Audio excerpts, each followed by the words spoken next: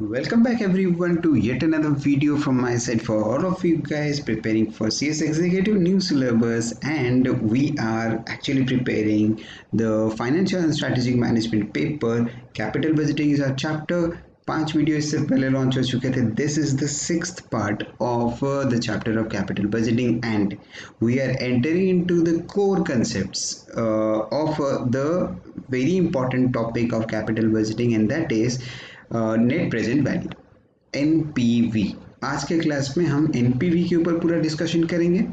इसको पूरा समझने की कोशिश करेंगे with the help of practical questions obviously, क्योंकि ये ऐसा टॉपिक है जो कैपिटल बजटिंग जो चैप्टर है उसका एकदम मेन इंटीग्रल पार्ट है. जो भी कैपिटल बजटिंग पढ़ रहे हैं उनको एनपीवी अगर नहीं आ रहा है तो वो कैपिटल बजटिंग ना पढ़ने के बराबर ही है. तो एनपीवी इज द बैकबोन बोल सकते हैं ऑफ द एंटायर चैप्टर. तो उसको and most easiest in the lot, trust me, हम लोग उसी को लेके पूरा डिस्कशन करेंगे. बट यस, इससे पहले जैसे सारे वीडियोस में मैंने एक ही चीज़ बोला है, दोज गाइज जो ये वीडियोस देख रहे हैं कैपिटल बजटिंग का, आपको कैपिटल बजटिंग अच्छे से करने से पहले time value of money concept पूरा क्लियर हो रहना चाहिए. वो जिसका भी क्लियर हो गया है कैपिटल बजटिंग, उसके लिए बाएं हाथ का खेल है. ये मेरे साइड से मेरा एश्योरेंसेस हैं, क्योंकि हम भी उसी हिसाब से ही कंसेप्ट्स को लिंक करते हुए आगे आगे चलते हैं या चल रहे हैं. तो आपको ये चीज़ वैसे भी फील होने वाला है खुद ही कि हाँ यार, कहीं ना कहीं कैपिटल बजटिंग भी टीवीएम से ही रिलेटेड है. तो once you have that clear understanding of time value of money concept, आपको कैपिटल बजटिंग के कंसेप्ट सारे इजी पढ़ने वाले हैं. So keeping these discussions aside, NPV को लेके फोकस करेंगे आज का क्लास में. But before doing that, if you have already subscribe to my channel, a very big thank you to all of you. And if you're new to my channel, do not forget to subscribe and hit the bell icon. And videos अच्छे लगे तो like and share जरूर करें. Okay, so we are starting with today's class. NPV, net present value. Net से ही हमको एक चीज़ समझ में आ रहा है कि कहीं ना कहीं दो चीज़ों का या दो डिनोमिनेटर या दो फैक्टर का डिफरेंस होगा. ठीक है, जिसमें हम नेट डिफरेंस निकालने का कोशिश करेंगे. नेट प्रेजेंट वैल्यू, नाम में आएगा पीवी. जहाँ पे पीवी आएगा वहाँ पे एफवी भी आएगा, मतलब फ्यूचर वैल्यू प्रेजेंट वैल्यू. ये दोनों का कंसेप्ट यहाँ पे आएगा, और जहाँ ये दोनों आते हैं वहाँ टीवीएम जरूर आता है, time value of money concept. और जहाँ time value of money concept आएगा वहाँ पे डिस्काउंट रेट का बात जरूर आएगा. अब ये डिस्काउंट रेट क्या है हम टीवीएम में भी पूरा कवर कर चुके हैं, कॉस्ट ऑफ कैपिटल में भी कवर कर चुके हैं, बहुत डिस्कशन इसके ऊपर हो चुका है. Okay, so we are moving further, आगे चलते हैं. It considers, what considers? NPV. NPV considers TVM concept while making investment decisions. Okay sir, ठीक है. एक एग्जाम्पल छोटा सा देखें, हम समझाने का कोशिश किया. अभी तक एनपीवी के ऊपर गए नहीं, हम प्रैक्टिकली समझने की कोशिश करेंगे क्या है. एक प्रोजेक्ट है, से फॉर एग्जांपल आपके सामने एक प्रोजेक्ट लाइफ है, एक प्रोजेक्ट आपके सामने है जो कि 5 साल का है, राइट.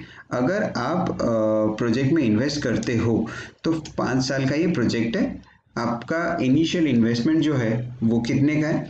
इनिशियल इन्वेस्टमेंट आपका हो जाएगा 1 लाख का, और ये 5 साल का हमारा है. तो ये जो 1 लाख का जो आपका इनिशियल इन्वेस्टमेंट हुआ, ये आपका ऑब्वियसली सर आउटफ्लो है. अब कोई भी प्रोजेक्ट में आप जब इन्वेस्ट करते हो तो आपको रिटर्न में भी कुछ चाहिए होता है, ठीक है. तो अगर इस एग्जांपल में जैसे हमने लिए ईयर 0 में आप अगर 1 लाख रुपए इनिशियल इन्वेस्टमेंट करते हो, इस प्रोजेक्ट का लाइफ है 5 साल का, तो at the end of 5th year maturity में आपको 1.5 लाख का वैल्यू मिलेगा, वो बोल दिया क्वेश्चन में. तो कोई अगर आपको बोले कि आज आप अगर 1 लाख रुपए इन्वेस्ट करते हो तो आपको 1.5 लाख का रिटर्न मिलेगा, ठीक. तो एक नॉर्मल बंदा जो फाइनेंशियल स्ट्रैटेजिक मैनेजमेंट का नॉलेज जिसका नहीं है, सीधा सीधा वो क्या बोलेगा? अरे बहुत बढ़िया, 1 लाख इन्वेस्ट कर रहे हो, 1.5 लाख रुपए रिटर्न मिल रहा है, 50,000 का फ़ायदा है, ठीक है. लेकिन आप क्योंकि एफएमएसएम के स्टूडेंट हो, आपको ये चीज़ समझ में आना चाहिए कि हमेशा ये सही नहीं है, कि आपको जो भी इन्वेस्टमेंट हो रहा है और रिटर्न जो हो रहा है वो आप कंपेयर तभी कर सकते हो जब दोनों का बेस सेम हो। ये जो 1 लाख है ये कब आप इन्वेस्ट कर रहे हो, ये आज ईयर 0 आज खड़े होकर आपको इन्वेस्ट करना पड़ेगा। और ये जो 1.5 लाख है ये कब मिल रहा है आपको, 5 साल बाद जाके मिल रहा है। तो क्या आज के डेट का 1 रुपये इज इक्विवेलेंट टू 1 रुपये 5 years आफ्टर? दोनों का वैल्यू क्या सेम है? नहीं, इन्फ्लेशन फैक्टर्स हैं। Purchasing power of money decreases day by day due to rise in inflation and other factors too. तो इसलिए हमको time value of money concept को ध्यान में रखना पड़ेगा।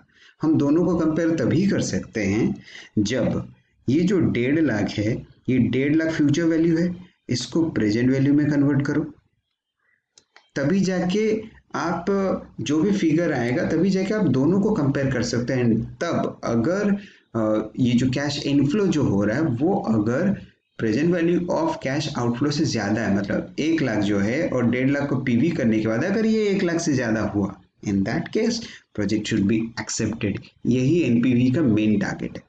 ठीक है, तो एकदम सिंपल सा बात यहाँ पे चल रहा है। प्रोजेक्ट में हम इन्वेस्ट करने वाले जिसका इनिशियल कॉस्ट जो है वो 1 लाख का है, जो हमको 5 साल बाद 1.5 लाख देने वाला है। अब आपको पूछा जा रहा है being the finance manager of your firm, आप डिसाइड करो कि इसमें इन्वेस्ट करना चाहिए कि नहीं। से डिस्काउंट रेट इज 10%। ठीक है, अब डिस्काउंट रेट के बारे में और डिटेल डिस्कशन बाद में होगा, लेकिन अभी फॉर द टाइम बिंग आप इतना ही ध्यान रखें कि 10% का डिस्काउंट रेट है तो आपको प्रेजेंट वैल्यू फैक्टर निकालना पड़ेगा।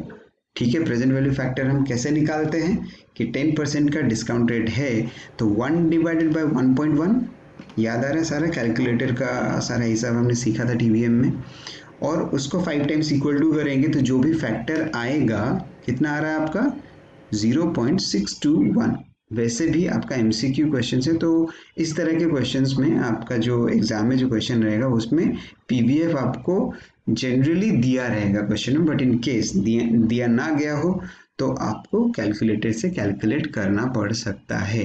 तो ये हम ऑब्वियसली अच्छे से ही जानते हैं कैसे कैलकुलेट करना है। तो 0.621 is the PVF of 5 years of discounted 10%। सो 1,50,000 को अगर हम 0.621 से मल्टीप्लाई करेंगे तो पीवी कितना हो रहा है कि 93,150। सर अगर आज 1 लाख हम इन्वेस्ट कर रहे हैं, 5 साल के बाद जाके 1.5 लाख हमको रिटर्न मिल रहा है जिसका पीवी आज की डेट का वैल्यू 93,000 है, तो मतलब मैं 1 लाख दे के अगर 93,000 ही मुझे मिले तो मैं दूंगा ही क्यों, रिजेक्ट कर देंगे, प्रोजेक्ट रिजेक्टेड। लेकिन ये हम तभी कर पाए जब एनपीवी निकाले। अदरवाइज जैसे पे बैक पीरियड वगैरह था उसमें हम टीवीएम जो है टाइम वैल्यू ऑफ मनी इसको कंसीडर नहीं करते थे, तो उस केस में बेयर आई को क्या दिख रहा है, 50,000 का प्रॉफिट है, गो फॉर इट। लेकिन टीवीएम को कंसीडर करने के बाद एनपीवी जब निकाले यहाँ पे एनपीवी नेगेटिव हो जाएगा। तो एनपीवी एक्चुअली क्या है, PV of inflow minus PV of outflow. तो पीवी ऑफ इनफ्लो इस केस में क्या था 93,150 और पीवी ऑफ आउटफ्लो कितना है 1 लाख। सर यहाँ पे पीवी जो है वो नेगेटिव हो जाएगा, क्या ये बेनिफिशियल है मेरे लिए? नहीं, इसलिए प्रोजेक्ट को रिजेक्ट करेंगे। This is the basic funda of NPV. I guess overall थोड़ा बहुत क्लियरेंस तो आ ही गया होगा दिमाग में। आगे चलते हैं और क्या क्या बातें इसमें है। अब बात करते हैं डिस्काउंट रेट को लेके, बहुत डिस्कशन इसके ऊपर भी हो चुका है। अब ये एक्चुअली है क्या या किस कंसेप्ट के साथ ये आता है वो उस चीज़ को डिस्कस करते हैं। Discount rate is the return we can earn if we invest our funds in alternative investments available, that is opportunity cost। आपने बोला ये जो 1 लाख इस प्रोजेक्ट में इन्वेस्ट कर दो तो 5 साल बाद 1.5 लाख मिल जाएगा। ठीक है, अब सारा एनपीवी का कैलकुलेशन करके समझ तो गए, लेकिन ये जो डिस्काउंट रेट है ये 10% कहाँ से आया, ये हमको कैसे पता चलेगा, क्या रेट को बेंचमार्क लेके चलेंगे। ओके, तो उसी को ही समझने की कोशिश करें। तो डिस्काउंट रेट का मतलब क्या है, अगर आप 1 लाख यहाँ इन्वेस्ट करें तो आपका अमाउंट यहाँ पे ब्लॉक हो गया। ठीक है, had it not been invested here and if it if you would have invested the same amount of 1 lakh in any other alternative investment scheme, तब आप कितना अर्न कर रहे होते जो आप छोड़ के इस प्रोजेक्ट में आए, वो आपका अपॉर्चुनिटी कॉस्ट है। ठीक है, तो सर क्या क्या में और हो सकता है? सेफेस्ट साइड में जाएंगे तो एफडीज, ठीक है, और government bonds, government of India का बॉन्ड्स है, ट्रेजरी बिल्स है, etcetera etcetera. There are an number of investment schemes, mutual funds हैं। ठीक है, तो ये सारे जो इन्वेस्टमेंट स्कीम्स हैं, यहाँ पे अगर आप इन्वेस्टमेंट कर रहे होते, इन्वेस्ट किए होते ये 1 लाख को, तो कितना अर्न कर रहे होते, वो रेट आपका डिस्काउंट रेट है।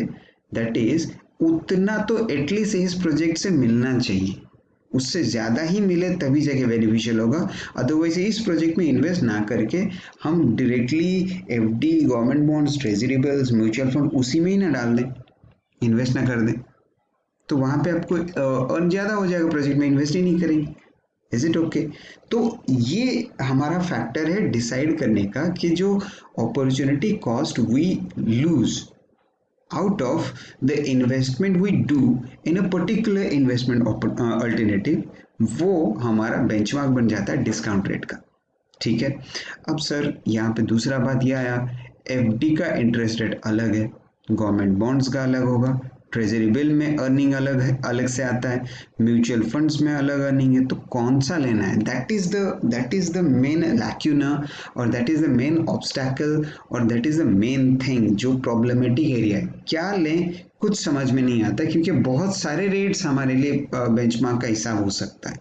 इसलिए ये जो प्रॉब्लमेटिक सिचुएशन है, यहाँ पे हम एकदम बेसिक जो कंसेप्ट है उसको जनरली जो ट्रेडिशनली जो हम फॉलो करते हैं उसके ऊपर बात करते हैं कि finding opportunity cost is really difficult, क्योंकि बेंचमार्क बहुत सारे हैं, and that is why many organization क्या यूज करते हैं आप? ओवरऑल कॉस्ट ऑफ कैपिटल और WACC जो KO हम जो कैलकुलेट कर चुके हैं कॉस्ट ऑफ कैपिटल वाले चैप्टर में, एज द डिस्काउंट रेट। ये सबसे इंपॉर्टेंट आ जाता है।